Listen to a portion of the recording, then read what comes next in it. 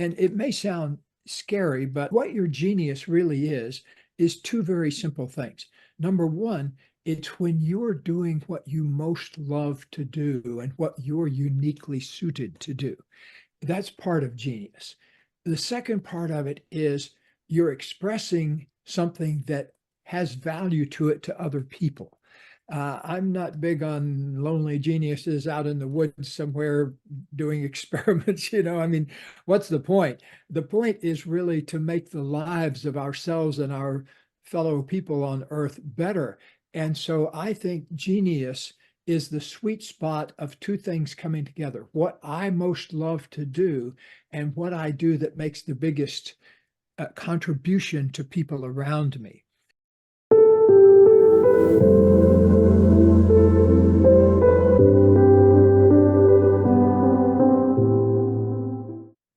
Hello, beautiful souls. Welcome to another video. I am Brittany Shawley, and this is my Miracles of Mind ministry. Today's video is for anyone who feels that they know that they have genius inside of them, wholeness, holiness, whatever word we want to put on it, but they are unable to be consistently in the state of genius or wholeness, but you want to. And I found that those who know they have genius in them but can't quite tap into it consistently is because there's perhaps maybe some blocks or some sabotage in the way.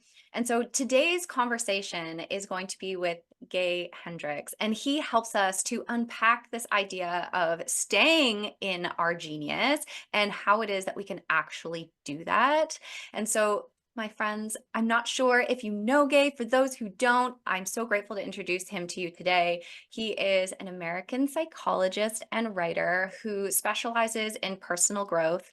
I have come across Gay through his book, The Big Leap, but he's also recently put out a book that's called Your Big Leap Year. And Gay, thank you so much for being on my channel. I'm so grateful to have you here today and honored to be with you. Thank you. Thank you. It's a pleasure to be with you too, Brittany. Thank you so much. Well, this is great. I just want to unpack some of these ideas, maybe just start at the top and see where we funnel down. But my first question for you is, what is the big leap and why do we want to take the big leap? Let's just start there. Great. Well, I think almost every one of us has probably felt a calling inside that we want our lives to be somehow bigger or have more impact in the world or be more satisfying. And so I think that what I did early on when I first started uh, thinking about all this about 40 some years ago, I realized that most of us are operating in what I started to call the zone of excellence, where we're probably doing a pretty good job. We're getting good feedback on what we're doing, and our family likes it and friends like it and everything. So we're used to operating in a certain zone that has good feeling to it. But what I learned from working with now about 1,500 executives in big companies over the years, that even people who are functioning at the very level are oftentimes unsatisfied because they haven't opened up this new zone that I call the genius zone. And so I think all of us, if we listen carefully, have a calling to bring forth our genius. And it may sound scary, but what your genius really is two very simple things. Number one, it's when you're doing what you most love to do and what you're uniquely suited to do. That's part of genius. The second part of it is you're expressing something that has value to it to other people. I'm not big on lonely geniuses out in the woods somewhere doing experiments. I mean, what's the point? The point is really to make the lives of ourselves and our fellow people on Earth better. And so I think genius is the sweet spot of two things coming together: what I most love to do and what I do that makes the biggest contribution to people around me. So that's what I've been focused on for the last 40 years. And The Big Leap and the new book, Your Big Leap Year, is all about how to make that real in the real world. And so I've that's what my life is dedicated to. And more as I go around in the world now for the last 40 or 50 years, I think so many people in the world are dedicated to awakening their genius. They're just not sure what to call it. That's so interesting because that is what I found through your book. I'm like, you have given me new language to communicate about the ideas that I have known. And so I love how you've linked in genius with not only your own personal genius, but also the joy that you feel in service to others and them coming together as like one whole unit. Oh my gosh, that's like everything to me. So that's beautiful. Okay, so in your book, you also talk about some of the blocks to remaining in that zone of genius or taking that big leap from excellence to genius, and you call them upper limit problems, which is Mhm. genius in itself. So can we talk about more about upper limit problems and what they are and how they might get in our way? Upper limit problems, which are our students here call ULPs, Oh. because sometimes when it happens, you go ULP. But the upper limit problem is when you hit an invisible barrier about how much you can be, how much abundance you can have, how much glory you can experience, how much of your creativity you can open up to. And a lot of us have limiting beliefs based on old things that we learned usually in childhood that put an upper limit on how much we think we can enjoy in life. And so a lot of people, like one of the biggest beliefs I've uncovered, even in some relatively famous and successful people, is a belief that I don't deserve the good things of the world because something bad I did. And therefore, I can't allow myself to enjoy love or money or whatever it is. And I've literally had Grammy winners and Oscar winners and folks like that in my office here who are still struggling with that issue, that no matter how good it gets, they still don't feel like they deserve it. And so they find a way to make themselves miserable, even though they're living in abundance. So you got to look inside and say, do I have an old belief that says I'm somehow limited in how much I can enjoy, how much abundance, how much love, how much creativity I can enjoy? So that's a good question that all of us need to ask. And in the Big Leap, I lay out a number of those limiting beliefs that cause those upper limit problems. Hmm. Hmm. One of those beliefs that you put in there was squabbling. And I realized that that is my tendency. Like that's what I've had a tendency to do. That if things are going like spectacularly in my life, it's like there's a day where I'm just trying to make a fight with my partner literally over nothing. And it's been this whole, why am I doing that? Like, where is this coming from? I'm literally making up a problem to have a problem when there isn't a problem. And so when it's put into the perspective of it's an upper limit problem, you're like reaching your limit of your belief system. Then we can go, oh, okay, let me look at that. Let me look at Well, that. good. I'm really glad that you're doing that because many couples struggle so much without knowing that skill. And so Katie and I have written a number of relationship books like Conscious Loving, Mm, which was actually long before I wrote The Big Leap. We wrote Conscious Loving, which is a book for couples. That was actually the first one we were on Oprah with and things like that 30 years ago. So the Big Leap kind of grows out of that. But if you look at your couples relationships, you'll find that those upper limit problems are right there. You yeah. know, we one pattern we call the Friday night fights, where couples will get off work at the end of a week with a possibility of great love and intimacy open all weekend, and then they'll start a fight on Friday night that lasts all weekend. And yep. Right. That ties into one of the other upper limit problems that I wanted you to expand on just a little bit because you were mentioning that conflict, squabbling is an upper limit problem, but the perspective you gave to me, I ran to my husband. I was like, "Oh my God, this is it. This is it." You were saying how when we're in conflict with another, it's not 50-50, but it's 100-100. Can you please elaborate on this? Yes, thank you for bringing that up. That's a beautiful question. E. Cummings, the great poet, said, it's always the beautiful question that gets the beautiful answer. So in relationships, you have two people who are each 100%. When they get together, it's 200%. Now, the problem begins when somebody leans over into the other person's area and takes too much responsibility. That's one pattern. Wake up out there, women. I'm talking to a lot of you. You can't hide from that one. So I found that in our culture, by and large, women are drawn to take more than 100% responsibility in their relationships. In other words, they think about it more and they try to figure out ways to make life better for the other person and all sorts of things that seem great on the surface, but if they're unconscious and the other person takes advantage of it by taking less than 100% responsibility, that's where the rub comes in. Because what often happens, you have a 120 person who takes more than 100%, which a simple word for that would be martyr. And you take more than 100%, that requires the other person to take less than, and that keeps that pattern going of a martyr hanging around with a bunch of people who don't appreciate the martyr.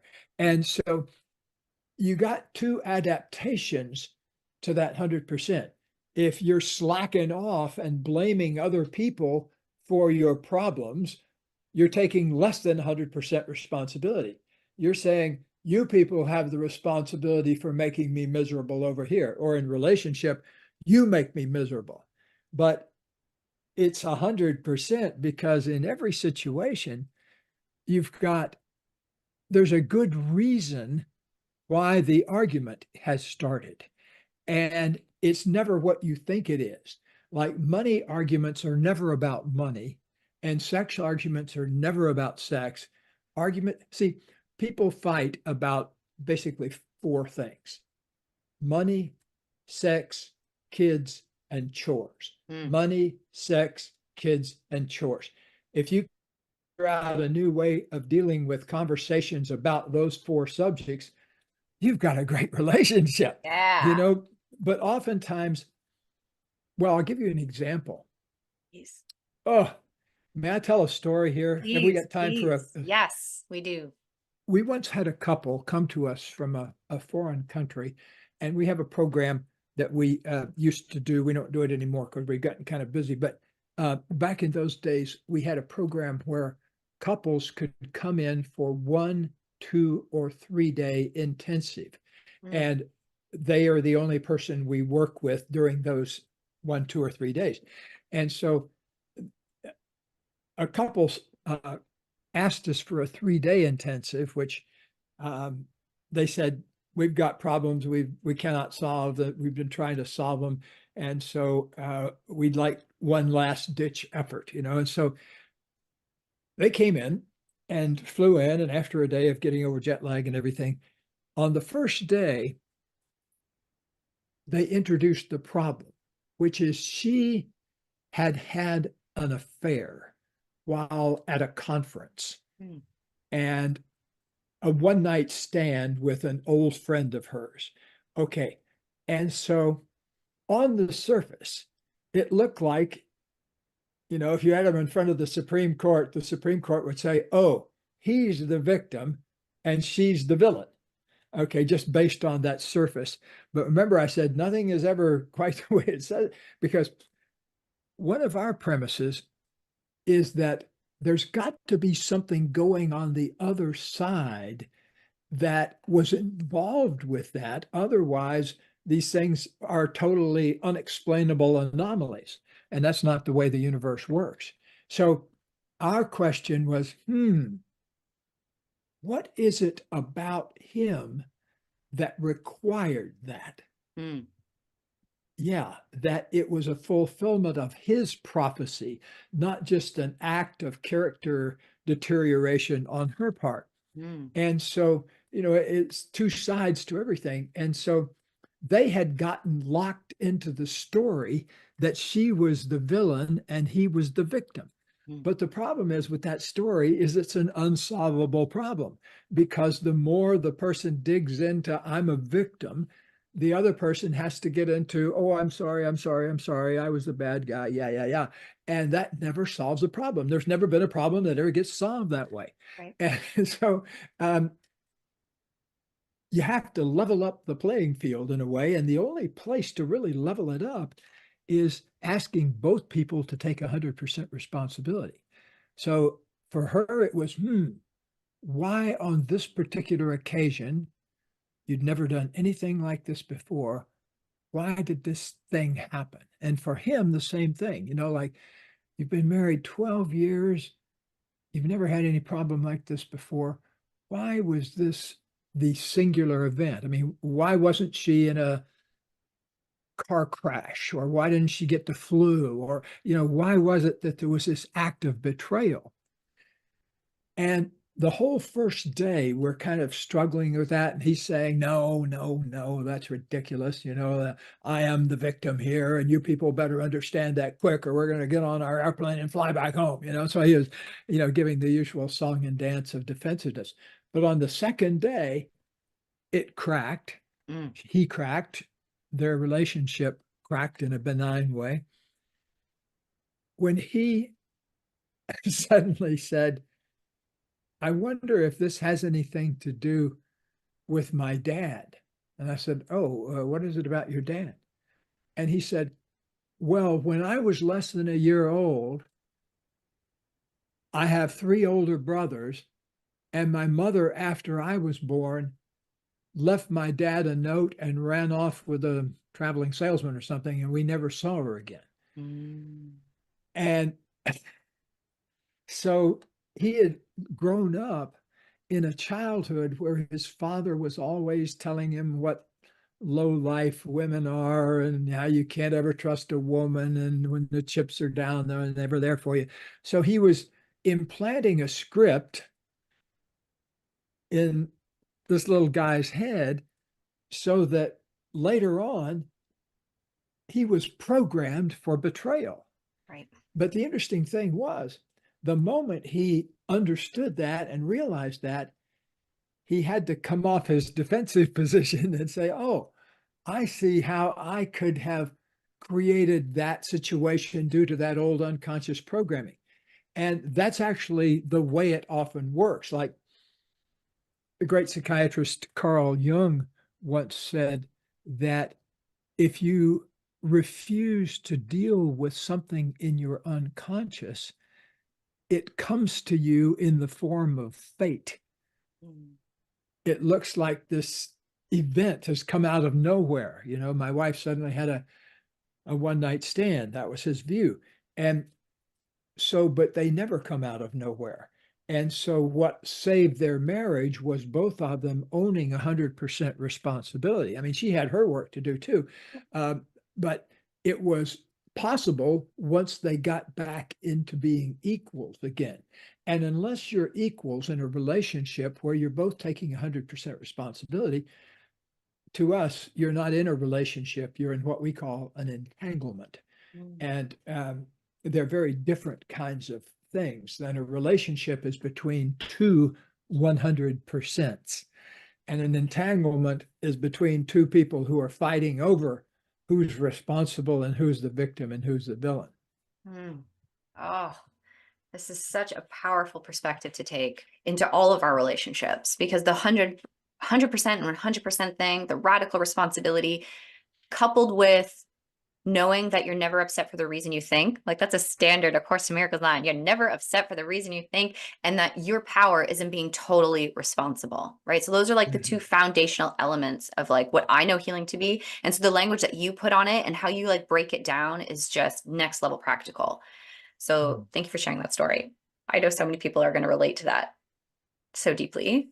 So I think that the place that I want to pivot to next is when people recognize that they've bumped up to their own upper limit problem, squabbling, conflict, defense, whatever some of the other ones are that you've listed off in your book, how might oneself lift themselves out of that story of like bully or victim, let's just say, and into their empowered story of being a genius? Like, how does one kind of like make that shift? One big way is that we use here and in our seminars is we help people get in touch with the emotional underpinnings of their limiting belief. And it's always rooted in fear. And so to really get underneath your upper limit problems and release your genius, you have to get in a conversation with your fear, because that's always going to kind of try to protect you from going into the unknown. But the important thing is that where all the action is in the unknown. It's by letting go of being right rather than finding on some, glomming onto some way to be right. You're just letting go of the whole concept of being right and realizing, oh, okay, there's something else there that's more powerful. And here's the thing, Brittany, that a lot of us don't understand. It took me years to figure this out, is when you've let go of your attachments, like an attachment to being right or an attachment to being wrong or whatever your particular script is, when you let go of that,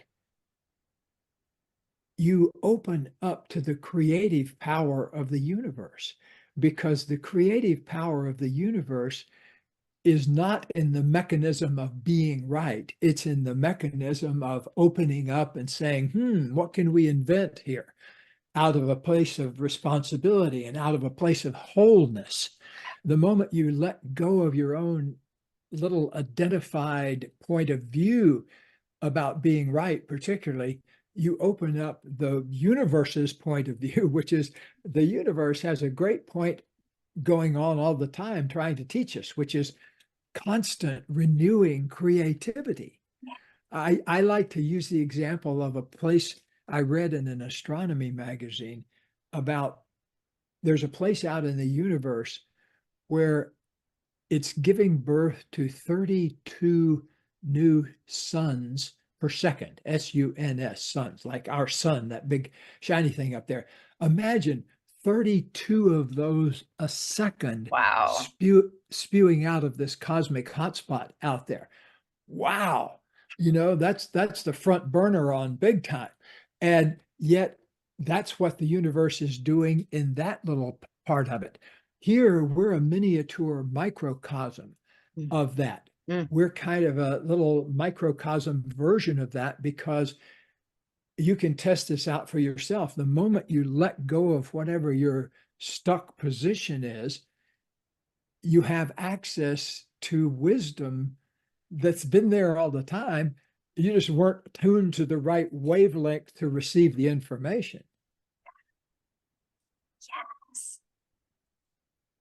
The language that comes to me in regards to that I've been given over the years is, when I'm not at peace, I am happy to be wrong. Because when I'm wrong, the universe can be right.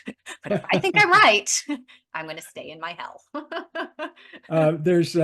Do you remember the late musician Frank Zappa from back in the 70s or 60s? He said, in the war between you and the universe, bet on the universe. Yeah. Yeah, we're a great invention of the universe. And that's one of the things I like to celebrate. I say no human being should ever have a self-esteem problem, because you're one of 9 million species here, but you're the only one that can build the Taj Mahal and have a conversation on TV between two people on a particular subject. And, that's phenomenal. And that's worth living in a constant, perpetual state of gratitude. The way we say around here is that let every in-breath be about wonder and every out-breath be about the expression of gratitude. So in with wonder, out with gratitude, in with wonder, out with genius, in with, to be in a breathing in and out. We're all part of one thing, relationship with the universe. That's the sweet spot for me of genius. an interactive universe. That's what I always say too. It's a relationship with the loving universe from which we are a part and can never be separate. And so, okay, this kind of like ties in with where I want to keep going in this. So I think I hear what you're saying is that when we recognize these upper limit problems, which for me is anytime I'm not at peace, and if we can allow ourselves the willingness to, in essence, I want to use the language of expose our upper limit problem or expose our ego. How is it that we can do that? And at the same time, you also touched a bit upon this in your book, which I would like you to dive into more. How is it that we expose it and get to that place of being okay, being wrong, and at the same time, looking at and letting go of the payoff that we get out of the upper limit problem? Mm, great question. Well, that's the art of daily living, in my view. And actually, one reason, if I may give a plug for your big leap year, it's the reason that I wanted to write this book is to give people something to do every day that keeps them kind of in the groove.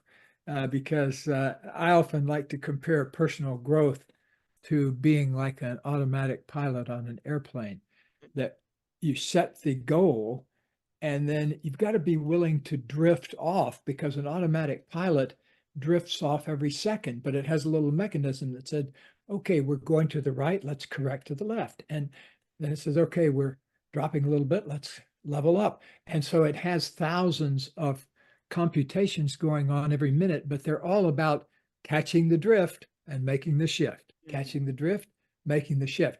The problem with us humans oftentimes is we get into such a critical relationship that when we make the drift, we say, oh no, why did I do that? You know, poor me. Oh, I'm such a schmo. And so we get into a loop of self-criticism. And that, of course, just keeps us from being, fortunately, the automatic pilot on the airplane doesn't do that. It just says, correct to the left.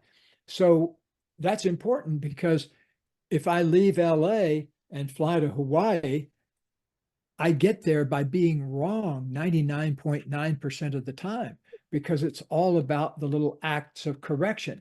So one of the main things we teach here in our seminars and in our books is the importance not only of commitment, but recommitment to, we have a foundational commitment we teach here that I'll teach it to you right now. It's, I commit to expanding my genius every day of my life. I commit to expanding my genius every day of my life. So that's the opening commitment in the new book, as a matter of fact. And so a blanket commitment like that is like setting the automatic pilot from LA to Maui.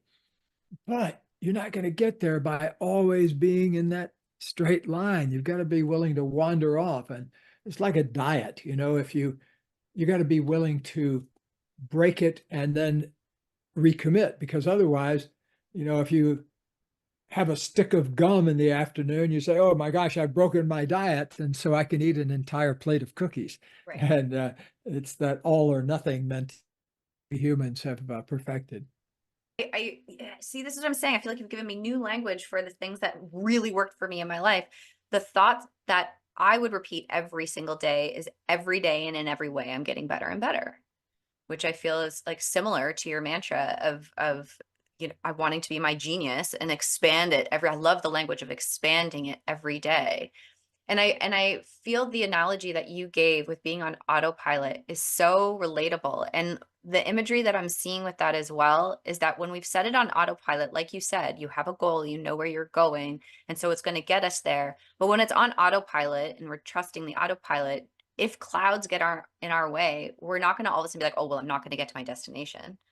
Right? It's like you keep trusting, even though you have to go through the dark clouds for a bit, or like you say, you drift away. And so I feel like that helps. I think that can help people to not beat up on themselves when they drift, and to not beat up on themselves when they make a mistake or they slip away, but to know that like the slipping away is to help you to learn something to come back on track. Just like keep heading toward your goal.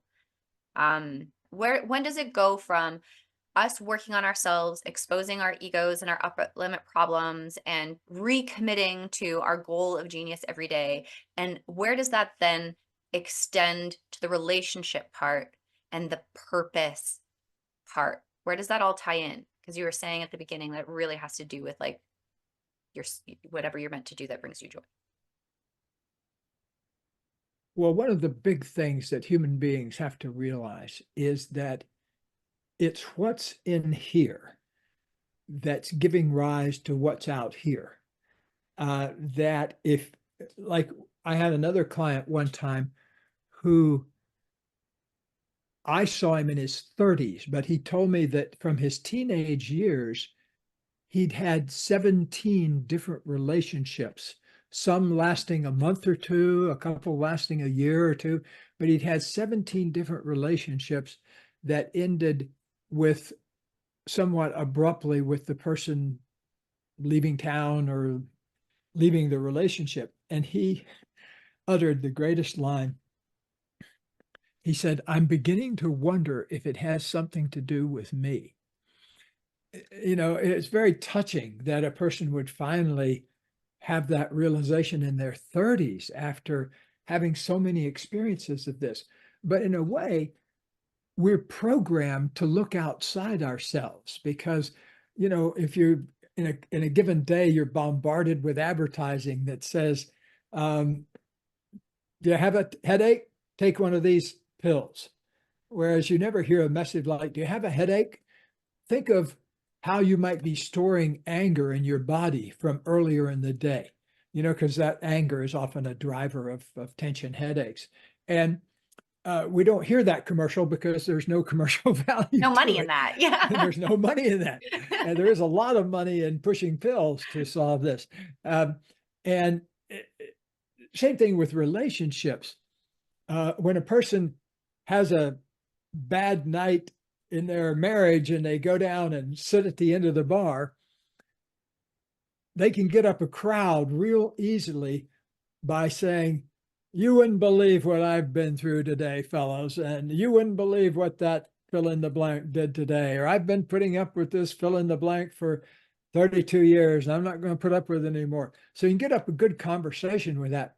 But on the other hand, if you go down to the end of the bar and you say, "Hey guys, I just had another argument with my wife of 42 years, and it just dawned on me that I've created every single one of them because I don't know how to allow myself to experience love for longer than 10 or 15 seconds at a time." You know, and people in the bar would suddenly start backing Walking away. away. So it's very, very easy to get up a conversation from out of the victim position.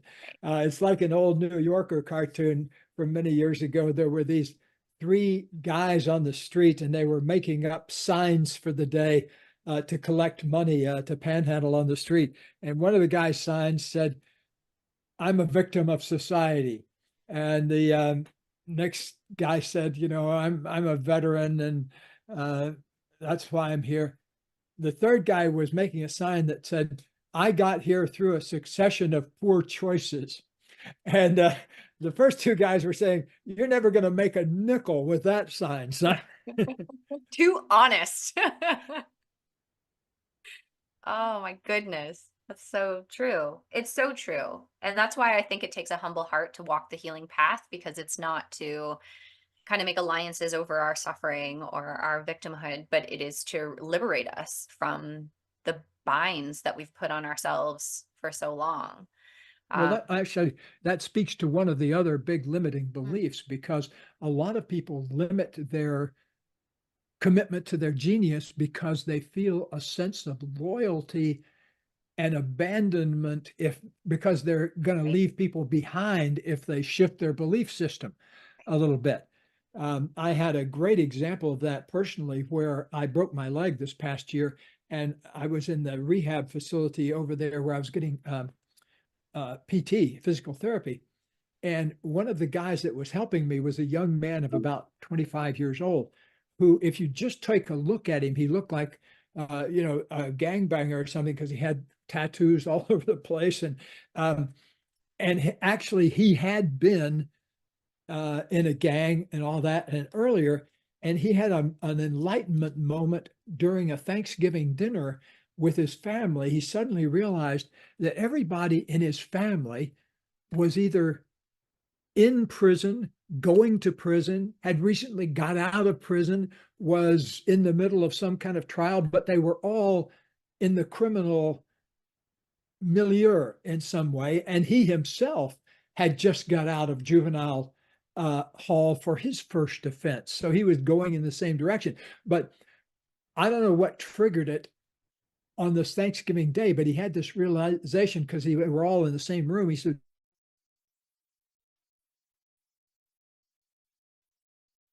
but what if we just shifted and started putting our attention on positive things rather than a car we could steal or some way we could rip off, uh, disability or something like that. And his family did not stand up and cheer for this. They immediately made a pariah out of it, and offered him more weed and wine and all the other Right. stuff that was going on there. But it was like, he was saying, wake up, everybody. We could put the same amount of energy into positive stuff. And they're saying, no, get out of here, son. But he didn't let that stop him.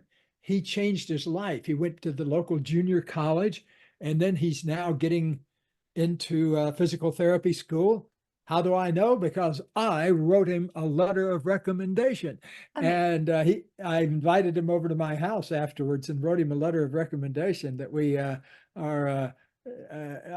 said, any school on earth is going to be lucky to get this guy, because see, two things in life. You've got to not only have commitments in your head, but I always say the 12-inch journey from your head to your heart is the only big journey that you need to do, where you need to make heartfelt commitments, not just mental commitments, but commitments that you actually feel in your body, because it takes that level of commitment to bring forth things.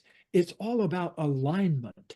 And if you're not aligned, first of all, with your own emotions and your own, what's going on inside you, that throws off a rattle that's going to make all of life difficult. But the same thing in relationships. If you're not in the habit of speaking honestly and taking responsibility and focusing on your genius, you're always going to be creating relationship dramas, because that's what falls into the crack when we're not committed to our genius. Yeah, and I'm also wanting to highlight that it doesn't even have to be relationship drama, but like it could be relationship drama with, like you were mentioning before, food or any kind of addiction, or just focusing on how crazy the world is and just complaining, like complaining all the time, I think is a big one Yes, that like distracts our attention from what's actually going on. any hole in your body can become an addiction. Mm. And some Whoa. people are, some people are addicted here, they've got the TV set on 28 Right. hours a day. Some people are plugged into their earphones 28 hours a day. So um, in the act of coming home to ourselves, we have to come into the wholeness of ourselves, not just with the part of ourselves that can be satisfied with a hole in our body. There aren't enough holes to satisfy us for the things that we really need, because those things aren't based on incoming phenomena from outside in the universe. We all need nutrition. Yeah. Eat that 1,000 or 1,500 calories of whatever nutrifies your body. But on the other hand, down deep that if you're feeling lonely and you try to eat through that loneliness, you're going to even make yourself lonely and fatter. Right. Or if you starve yourself when you're lonely, you're going to make yourself skinny and more lonely. So, yeah, the nature of addictions is to try to satisfy something that isn't being met, that isn't being met otherwise. And that's why around here we say an addiction is anything you lie about. Mm. Yes, if you apply anything, if you look at any little thing you lie about, do you not tell your partner that you spent 10 minutes looking at porn today? Well, that's an addiction, Right. because you lie about it. If you didn't tell your partner, or you had a cigarette outside at work today, you've quit smoking, but you stopped and indulge with one of your compatriots outside in the cancer part of the courtyard, you lie about that kind of thing. Right. And so check with anything that you tell even the slightest little lie about, because it's an addiction and it's keeping you from that sense of wholeness that I think life is at its best when we're in that sense of wholeness.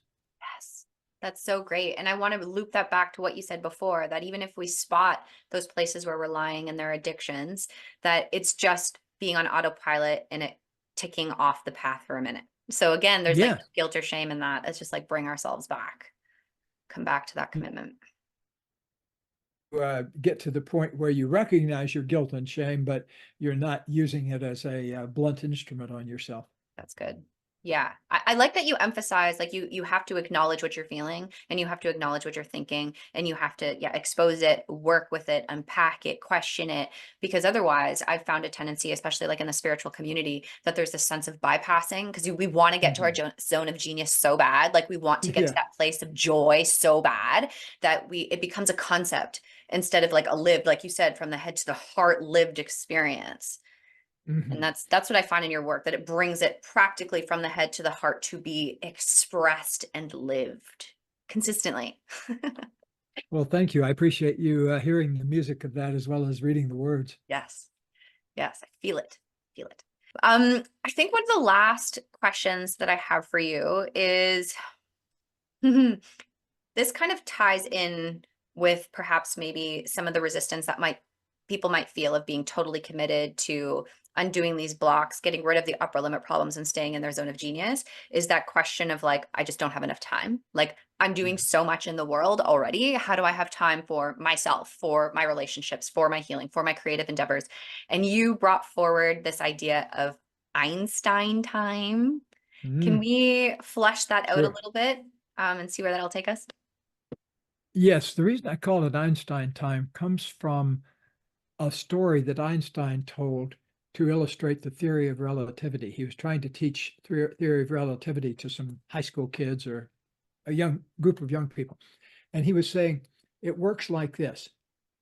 If you're sitting on a hot stove, a minute goes by like an hour. But if you're smooching your beloved, if you're making out with your high school sweetheart or guy, you're maybe spending an hour doing it, but it goes by like a minute. Mm, What could account for that? mhm, Well, in practical human terms, why that is because if you're uncomfortable sitting on a hot stove, for example, or wherever you're uncomfortable, you're trying to get away from that experience. You're trying to shrink away from it. You're trying with every cell in your body to not be there. And so it kind of shrinks your awareness down so time goes by like molasses mm, when you're in a tough situation like that. Whereas when you're in the arms of your beloved, you're expanding, you're expanding. You want every cell in your body to be in union with your beloved.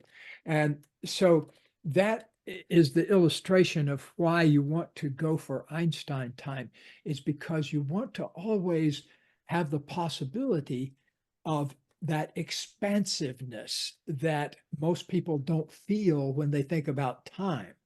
And so most of us have programming around time that it's scarce, that there's not enough of it. Like I remember my mother, bless her heart, she was perpetually short of time and she let everybody else know it. And one of the things she would yell at the top of her lungs sometimes at night is, there simply are not enough hours in the day. And so uh, she, she lived in this perpetual haze of cigarette smoke and coffee. She was a writer, a journalist, and she had a deadline that she had to hit every night by 7 o'clock. And so she was fueled throughout the day by coffee and Camel cigarettes. But she operated from a place of extreme time scarcity. And I caught that mm, when I was growing up. I mm, remember even for my first birthday, what did I want? Every other kid wanted a ball glove or a something. I wanted a wristwatch with a second hand on it. It had to have a second hand on it, you know.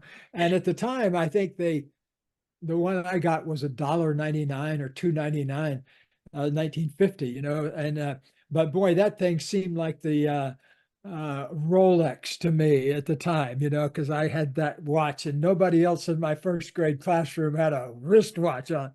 Uh, but the problem is, our slogan here is there's not enough time to do all the things you don't want to do anyway. You know, most of us occupy our time in our zone of excellence or competence or incompetence and don't get into that sweet spot of zone of genius, our genius zone every day, where we need at least a few minutes. Around here, we say start with 10 minutes. But everybody needs to taste and feel and dip their toe into that genius spring every day and take a drink of that bubbling, refreshing genius every day in order to stay fully alive. Now, I've created my life, like I started thinking about this, you know, 40 some years ago. So I set the goal back around 1980 something of being 100% in my genius zone by the end of the century. So 1999. Mhm. And I made it. Awesome. So, which means that I've had 25 years now of only doing things that I most love to do and what bring me the biggest contribution in terms of abundance and good vibes and, you know, appreciation from people around me.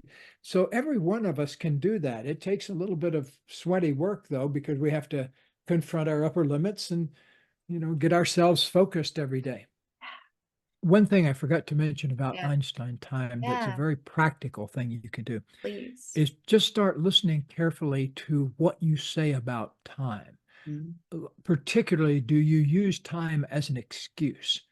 You know, like it's common, I caught myself doing this in my early days. I would say to somebody eh, eh, that wanted to talk to me, let's say, I would say, I'd like to talk to you, but I've got this other thing coming up in a few minutes, you know, or and so I use time as a weapon to create space around me.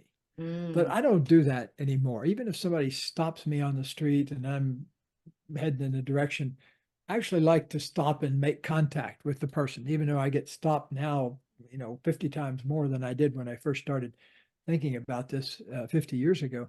I still think that it's important to make contact with people. Otherwise, you withdraw into your little world of your phone and those Right. kinds of things.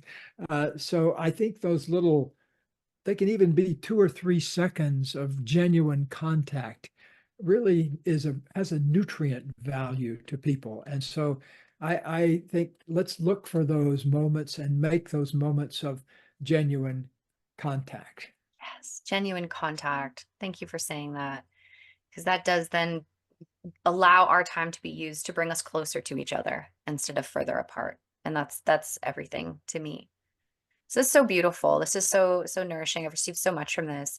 Is there any other, final thoughts, nuggets of wisdom that are in your heart to maybe share with people listening today? Hmm. Well, it can't be overstated. Love itself is a powerful healer. That may sound corny, but you got to prove that to yourself. And there's only one way you can do that. And that is by learning to love things that you have previously felt were unlovable. Mm, You know, start with the simple things. If you complain about your hair, focus about loving your hair the way it is. Or if you're complaining about your weight, take a moment just to focus on appreciating it the way it is, because there's a good reason it's what it is. And so let's love ourselves for what we're creating. And that will, in my experience, lead to more experiences that give us reason to love ourselves. And so it becomes a process then of learning to love all the unlovable parts of ourselves. And that in itself is a great path to follow through life. yes. Oh, I love that. Applying love to all the little unlovable parts that we see in us or others. right? Those little times where we can pick apart, my husband didn't get his hair cut yet. Let's love him with his hair exactly the way that it is. Well, this is beautiful, Gay. Thank you so much for your time and just for all the things that you have learned and researched and done over the years. It's helpful for me, and I know so many people. Thank you just for being the gift to humanity that you are, and all the beautiful Well, books. I'll have links for these in the comments for sure too.